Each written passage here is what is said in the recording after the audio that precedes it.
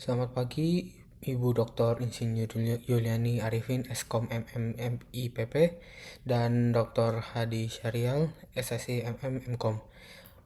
Pada hari ini saya akan menjelaskan jawaban dari analisis terkait Information System Security and Risk Management yang membahas mengenai risk management ISO 27005, Stride Zero Trust Architecture, Identity dan Access Management, serta Karta. Di jawaban nomor 1A ini pada bagian pertama, saya membahas mengenai risk statement pada kasus Customer Data Right atau CDR di CBA. Kondisi ini kerentanan yang terjadi adalah adanya kelemahan pada sistem proses dan kontrol kepatuhan CDR sehingga sebagian pelanggan tidak dapat menggunakan layanan berbagai data sesuai kebutuhan. Ancaman yang muncul berasal dari pelanggaran terhadap customer data right yang menyebabkan pelanggan mengalami hambatan dalam mengakses dan membagikan data kepada pihak ketiga.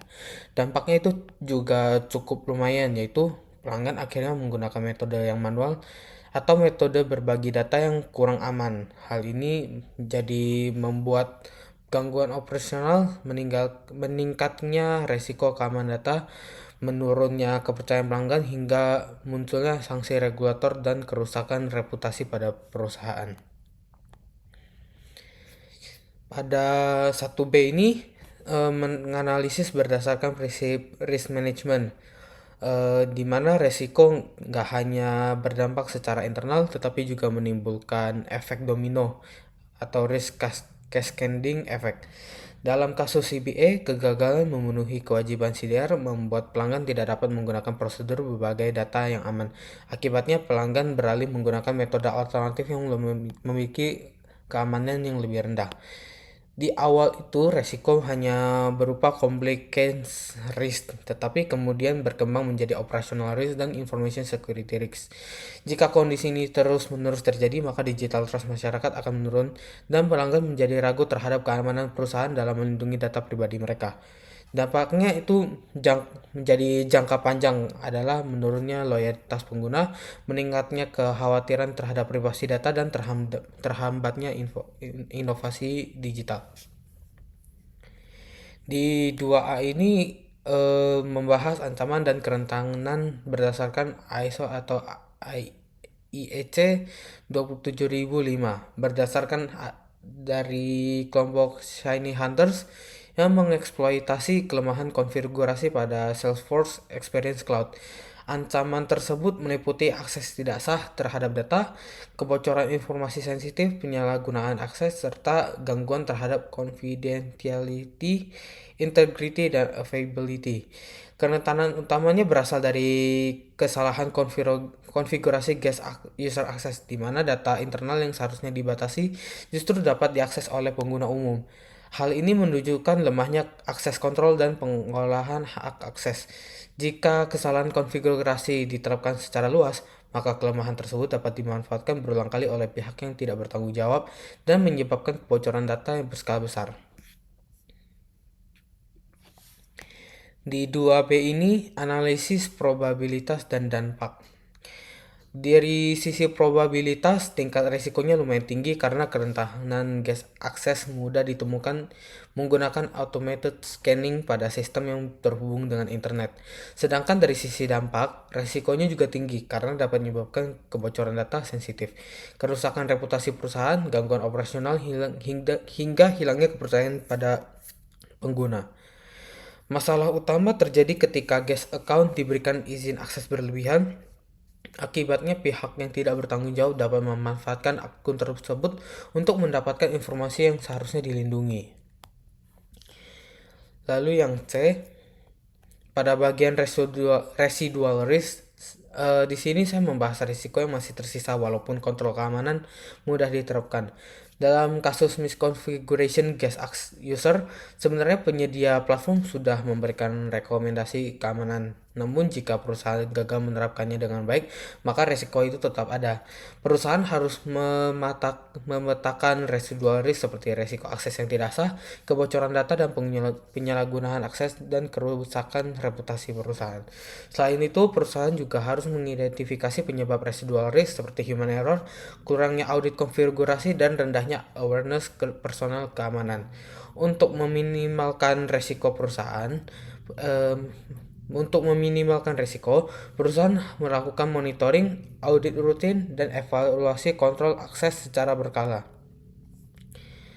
Lalu di bagian ketiga, saya menggunakan framework Stride untuk mengidentifikasi ancaman yang pada kasus sync health.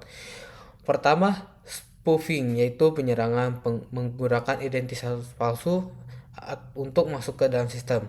Kedua, tampering, yaitu perubahan data pasien tanpa izin. Ketiga, repudiation, yaitu tidak adanya bukti aktivitas secara tindakan yang sulit dilacak. Keempat, information disclosure, yaitu bocornya data pasien yang sensitif. Kelima, denial of service, yang dapat mengganggu layanan rekam medis. Dan yang terakhir, evaluation of privilege, yaitu penyerang memperoleh hak yang lebih tinggi melalui akun dengan keamanan yang rendah. Untuk mengurangi ancaman tersebut, organisasi perlu menerapkan PAM, yaitu Less Privilege atau MFA, monitoring real time, audit keamanan, serta meningkatkan security awareness pada pegawai. Pada 3B ini, saya menganalisis kegagalan estimasi keamanan pada aspek evaluation of privilege dan information disclosure. Lemahnya kontrol akses administrator membuat penyerang memperoleh hak akses yang lebih tinggi dari yang seharusnya diberikan. Selain itu, kurangnya monitoring dan audit membuat aktivitas mencurigakan jadi tidak terdeteksi. Akibatnya, kedua kelemahan tersebut, penyerang melakukan lateral movement, yaitu menuju sistem yang lebih kritis dari database utama. Dampaknya adalah pencurian data dalam jumlah yang sangat besar dan mengancam kerahasiaan integritas pada data pasien. Lalu di 4A Zero Trust Architecture pada bagian keempat membahas rancangan kontrol berbasis Zero Trust Architecture atau ZTA. Konsep utama Zero Trust Architecture adalah seluruh akses dianggap tidak percaya dan harus diverifikasi secara terus-menerus. Terdapat 3 prinsip utama, yaitu pertama, verify explicitly, yaitu menerapkan MFA, verifikasi identitas, pemeriksaan perangkat, dan monitoring secara real time. Kedua, useless privilege access, yaitu pengguna hanya mendapatkan akses sesuai kebutuhan. 3. Assumptions, yaitu organisasi menganggap pelanggaran dapat terjadi kapan saja, hingga segmentasi jaringan, deteksi anomali, dan responden insiden yang otomatis.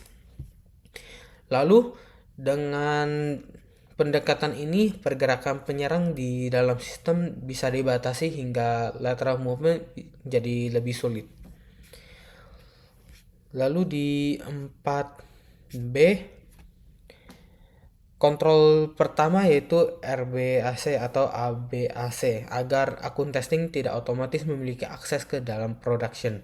Kedua, just-in-time access, yaitu hak administratif hanya diberikan secara sesuai kebutuhan operasional. Ketiga adalah identity lifecycle management, untuk mengelola pembuatan perubahan penonaktifan akun secara otomatis. Keempat adalah permission boundary dan guardrail policy untuk membatasi hak akses berlebihan.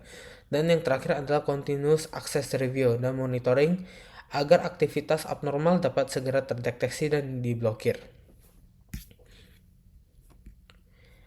Lalu 4C, pada bagian terakhir adalah analisis implementasi Karta dan Continuous Adaptive Risk and Trust Assessment. Karta mengubah penilaian risiko dari model statis menjadi model yang adaptif dan berkelanjutan. Pada pendekatan ini, sistem hanya memeriksa pengguna saat login saja. Setelah itu pengguna dianggap aman. Namun pada kasus Microsoft, akun yang sudah lama tidak aktif tetap memiliki akses dan akhirnya dimanfaatkan oleh penyerang.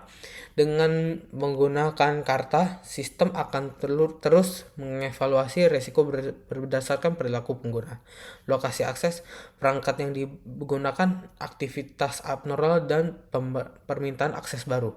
Jika ditemukan aktivitas yang mencurigakan, sistem akan langsung mengambil tindakan seperti meminta autentikasi tambahan, membatasi akses penonaktifan akun, dan memberikan notifikasi ke tim keamanan.